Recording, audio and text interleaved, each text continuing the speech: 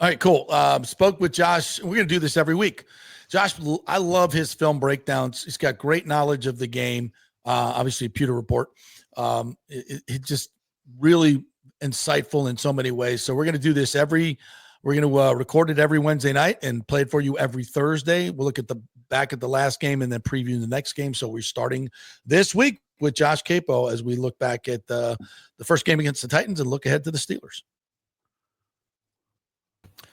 And all right, let's welcome in the Pewter Report's Josh Queipo, who was down here for training camp. Josh, how are you, partner?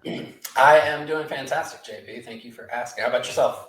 Good. Games have begun, even though they're preseason games, but we love football. It's better than watching the Rays. That's all I can say, especially now, especially these days. Oh, my Lord. All right, let's dive in with game one.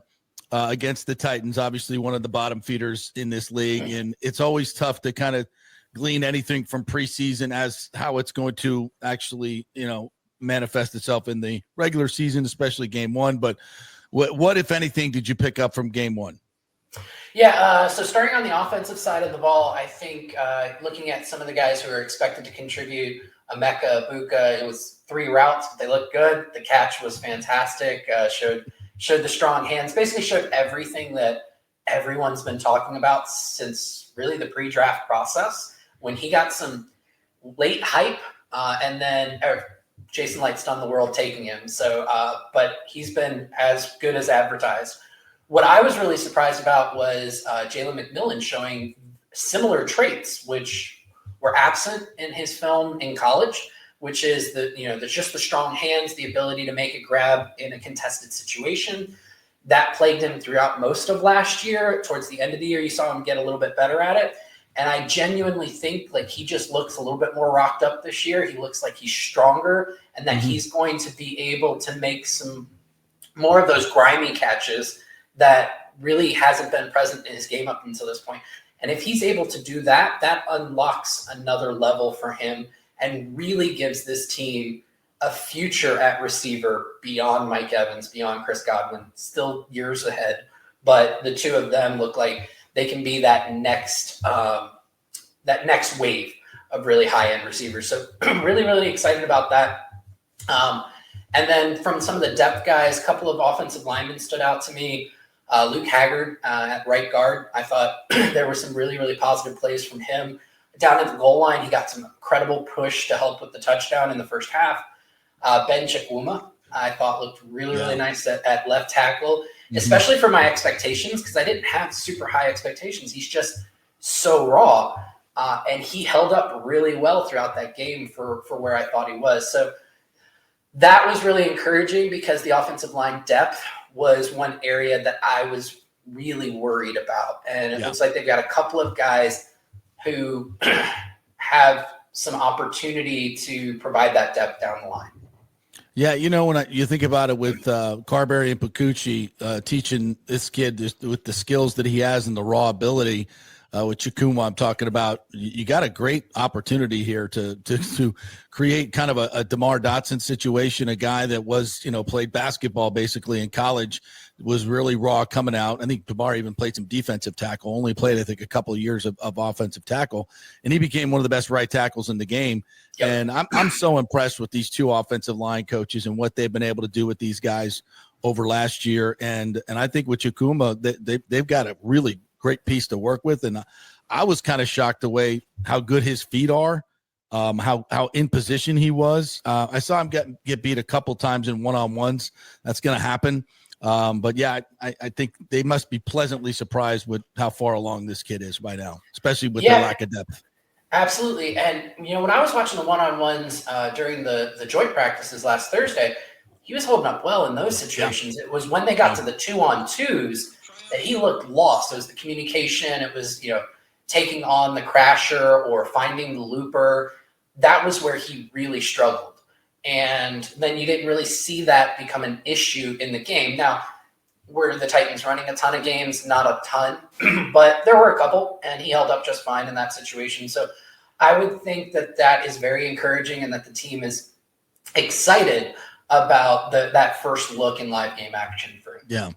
Where do you come down on Kyle Trask right now as far as his ability? Do you think the Bucs have the trust in him? And I'm not, obviously he's going to be the backup quarterback for the next month and a half, but past that, I think it's kind of up for grabs, and that's kind of why they brought Teddy in. And so what do you think about that situation, and how do you think Kyle played? I think Kyle played well. I think the only play that, from my perspective, that I think he probably would have wanted back was the fade to Ibuka in the end zone on, I think it was like 3rd and 5 down near the goal line. And only because it looked like, from what I saw watching the tape back, he thought it was cover 2 and that the corner was going to sit. He was going to try and get that honey hole there. And the corner just, ran with him, and it ended up being thrown into double coverage. But because the corner got that depth and went vertical with Ibuka, it left Shepard underneath on the shallow cross, which would have been an easy catch, yards after catch, first down, would have set them up for probably a 1st and goal, if not a touchdown. I think that's the only play he probably wanted back. But other than that, I thought he played well. I thought he handled the offense really well, kept the team driving.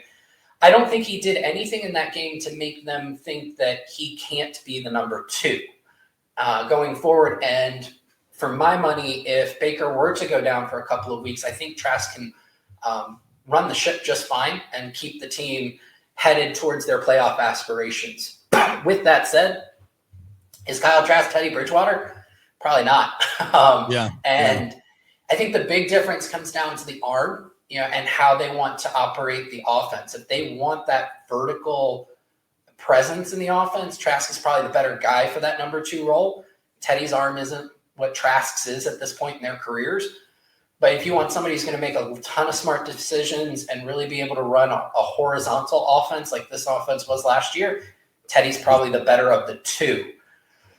As far as trusting Trask, I think Teddy was just a really good option that the team's been flirting with for quite a while. I think, JP, you were one of the ones who knew he was kind of the door number 2 way back when they had the Brady, they were able to land Brady. So he was actually door number 3. Brady was door number 2. Bridgewater was door number 3. I guess if I'm doing the math correctly, I think that's what it was. Yeah. So I just think that the team has had this flirtation with him for so long, and the stars align with Pratt going down, because I don't think this deal would have happened if Pratt went down. So if with that in mind, they obviously were comfortable with Trask as number 2. And then once Pratt went down, they sat there and said, we do need a 3rd quarterback. What does the landscape look like? Teddy's available. Teddy seems to want to play. We know we like Teddy. We've liked him for a long time. We've liked him for over 10 years. Let's finally do this thing. And then at that point, they feel like they've got an embarrassment of riches at the number 2 spot behind Baker. So not a bad problem to have. All right, so joint practices today with Pittsburgh, and there's going to be some great one-on-ones with the receivers and some corners that we'll see with Ramsey and Darius Slay Jr. and Joey Porter. So going up against, I'm sure Mike will play, Ibuka will play, McMillan will play. I'll be interested to see how that goes. I know we got Sly there. He's going to join us as well on the show. So your thoughts on what we can see this week in the game and in joint practices? Yeah, I think that's a really great matchup. I think the other really interesting matchup will be the Bucs offensive line against the Steelers defensive line. That's a really too deep. When you look at their edge rushers, their number 3 edge rusher could be a number 1 on a lot of different teams. Their backup defensive tackles have really flashed. Cam Hayward's obviously phenomenal. He's coming off of a year where he should have been in consideration for Defensive Player of the Year, and obviously now he's sitting out, but they've still got a lot of guys behind him. Keanu Benton, they just drafted a kid, I can't remember, out of Oregon. So there's a lot of really good talent on both interior and exterior. It's going to give the Bucs offensive line a challenge. I'm interested to see what Charlie Heck can do against those edge rushers and how well he can hold up. The one that I just wrote about when we did our Pewter Report roundtable that I'm super interested in, a lot of people may not think about this, but the Steelers have one of the better tight end rooms in the NFL. Yes, they do. You got Pat Freiermuth. You've got Darnell Washington. They just traded for Johnny Smith. Johnny Smith. Yeah. Yep. So you've got a 3 deep that a lot of teams, I mean, their 3rd would be, again, a starter on some teams. And so you've got those guys going up against the Bucs linebackers. This is a huge test for Servassier Dennis, not only in coverage, but also in his ability to get off blocks. Can he shed Darnell Washington, who is an elite blocking tight end? Massive. That I think is such a fascinating matchup that I am so interested to hear about how the joints went today in talking with my colleagues at Pewter Report, and then what we'll get to see in the game on Saturday, because I do think you're going to see more starters play. Yeah, everybody talked about Brock Bowers at Georgia, and rightfully so.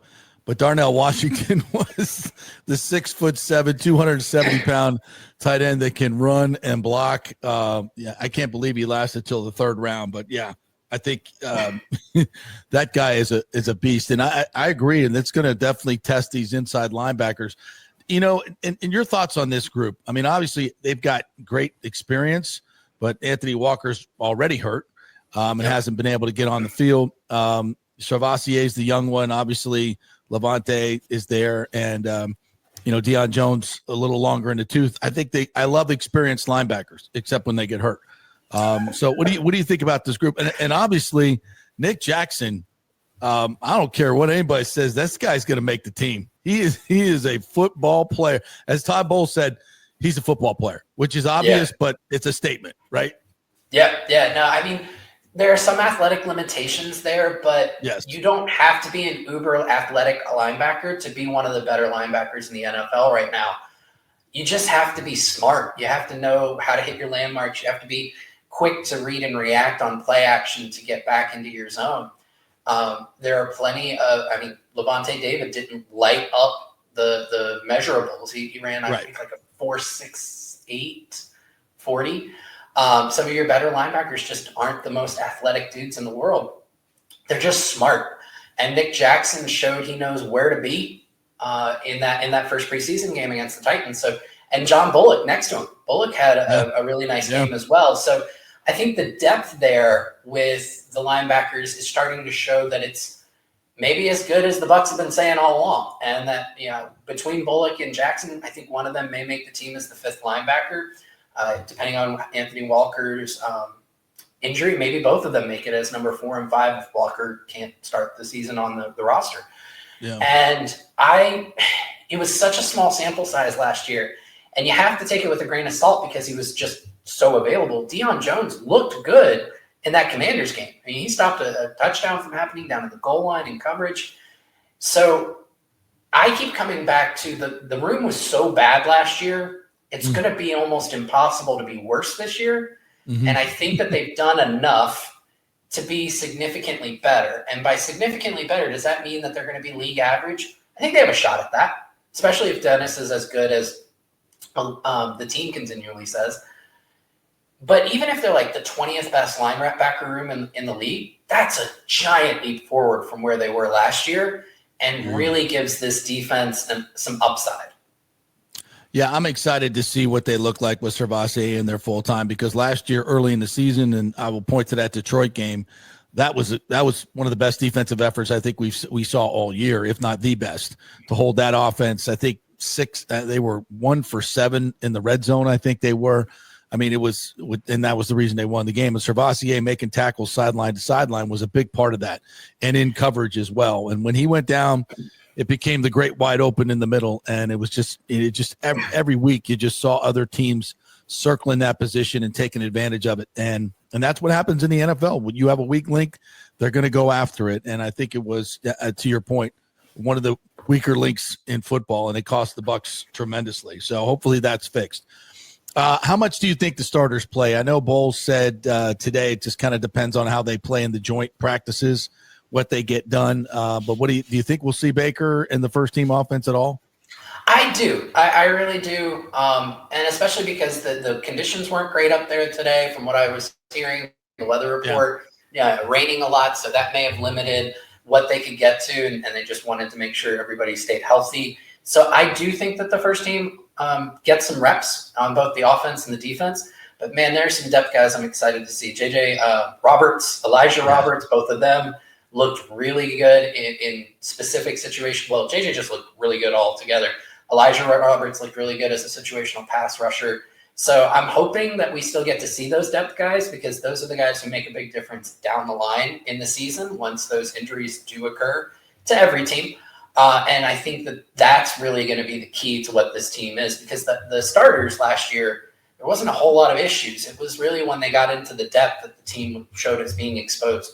So I do think we'll see the starters a little bit, but I'm still excited to see some of these guys who are going to round out the roster and whether they have what it takes to be somebody who can step in for a quarter, a half, a game, maybe 2 or 3 games, and help keep the ship headed in the right direction. All right, one guy that I think we'll have eyes on and was conspicuous by his ineffectiveness is Chris Braswell, and we've heard so much talk about him having a breakout season that I wanted to see something last week, and we saw nothing in the pass rush. And it just, I watch him play, and it's like he runs into a tackle and sticks to him, and it doesn't seem like he's got any pass rush moves, ability. It just, I don't see anything there, and I was expecting to see something this past week. I think he's going to go up against Troy Fontenot. I think their second year guy. What's going on with Braswell? I know the team is still fairly high. Todd Bowles has said publicly that he thought he had a solid game. I think there have been strides from Braswell, just not in the area that most fans and to be honest, somebody like me wants to see, which is he's becoming a better run defender, which is the first step for any defensive coordinator. If you're going to be a pass rusher, if you want to get on the field, you've got to be able to defend the run. Bowles takes that to the nth degree, and he held the edge really well there. He played the run well. His run fits, and last year that could be an issue. He had trouble with crack blocks. Like, he just didn't see him coming. He'd get laid out. So I think he's made some strides there. I was actually encouraged by his late season last year. I thought that he was developing a little bit more bend and ability to get the corner and just understanding snap timing a little bit better and just getting off the line. I was also disappointed. I thought against that Titans team, against that depth, he should have had more as a pass rusher. Yep. So he is somebody, like you said, I'm going to be paying attention quite a bit, because for a second rounder entering his second year, he shouldn't be edge 4. He should be beating out Anthony Nelson for that number 3 spot. And the fact that Nelson got off the field after the first half and Braswell was still on the field in the second half shows that clearly Nelson is still edge 3 or outside linebacker 3. And for your second year, second round pick, he shouldn't be edge 4. He should be beating Nelly. So that I am hoping to see more from him. And like you said, he's going to have a tougher time against the Steelers offensive line. So it's an opportunity for him to put himself back into that conversation. All right. He's Josh Queipo. Check out all his work at Pewter Report. What's your handle on Twitter there, partner? Josh _ and then my last name. So Queipo. Yeah, there's an I in there, which I love. So yes. You got to get it there. Great stuff, Josh. Really appreciate you. We'll chat with you next week. Thanks, JP. All right. There he is, Josh Queipo. We'll be doing this each and every week. Back at the previous game and looking ahead to the new game. All right, real quick, Timmy, let's get to a couple